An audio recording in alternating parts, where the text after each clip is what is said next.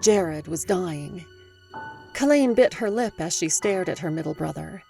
Pale cheeks despite the fever racking his formerly strong body, sweat despite his continual dehydration, and the rough rise and fall of his chest indicated the doctor spoke truth.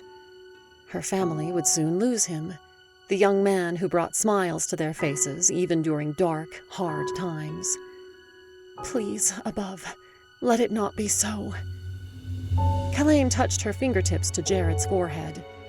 It seemed like just yesterday when he had been a precious, chubby-cheeked child running around, chasing chickens and bringing her and Ma dandelions, a proud smile on his freckled face. Now, too few years later, the doctor and undertaker prepared for his death. 'Twas because her family was cursed, the people said. Surely this is not my fault. Ma would tell Calaine the townsfolk's claims were nonsense, that being a bit different was no curse.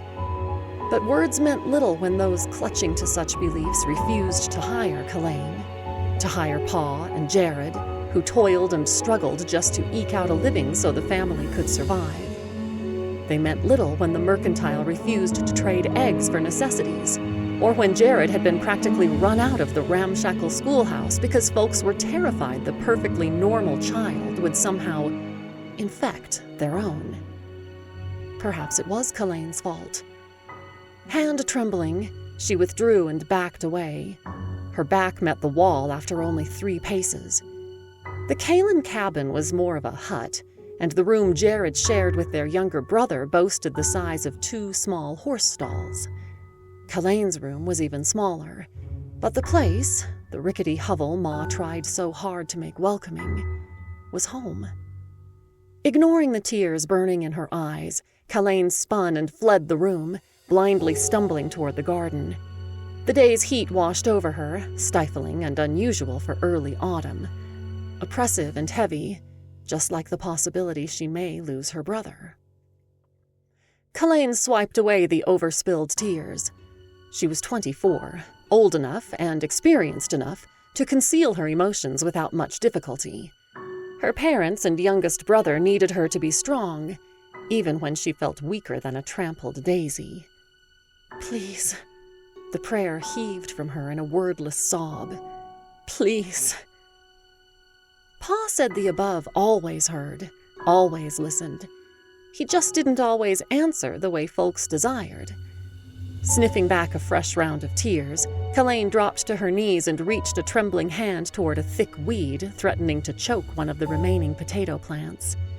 If the garden failed, no one would survive the coming winter. Despite her best efforts, the monotonous task did nothing to even temporarily remove her thoughts from the myriad of worries. Her family faithfully served the above even when life wasn't fair.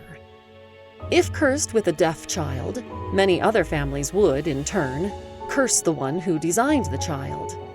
If faced with losing a child, many would lose their faith in the one allowing the child to struggle for every breath. Her family remained steadfast, refusing to break even when life became too heavy to bear. And look where that steadfastness landed them. It's not fair. With a particularly vicious yank, Calaine ripped free an obstinate weed. Dry dirt flew, some spraying in her face, and she hacked and sputtered her protest. A gentle touch on her shoulder stopped her from eliminating more of the pesky weeds, and she turned, squinting as she stared at the darker outline against the unrelenting sun. Worry lines fanned around Ma's eyes and mouth, and the grooves in her forehead had deepened during the past few months. Like the rest of the family, her homespun garb offered little by way of attraction, and stains and worn spots marred the cloth. Ma, the strongest woman Calaine knew, looked ready to crumble. Calaine pushed to her feet and swiped the dirt from her hands.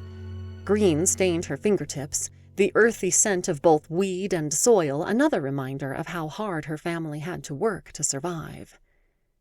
They serve you the most fervently, and you allow them to struggle. How is that fair?